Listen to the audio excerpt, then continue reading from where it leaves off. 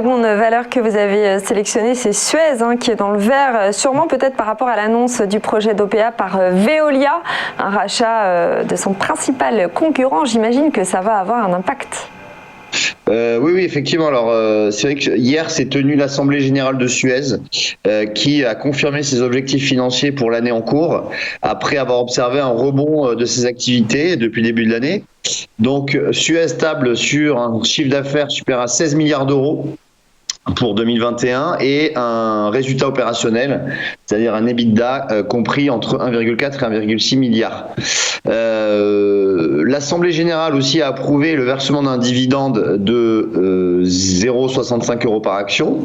Et surtout, le groupe anticipe une hausse de ce dividende à 0,8 € par action. Alors, toutes ces bonnes nouvelles effectivement, font progresser le titre Veolia et non plus Suez, parce que effectivement Veolia va racheter Suez, qui fait que le prix de l'action Suez n'évolue plus depuis cette annonce. Et vous pouvez voir d'ailleurs sur le graphique de gauche, l'action Suez vaut aux alentours de 20 € depuis maintenant le mois de mars, et ça ne bouge plus du tout. En revanche, du côté de Veolia, on est sur une reprise à la hausse du titre.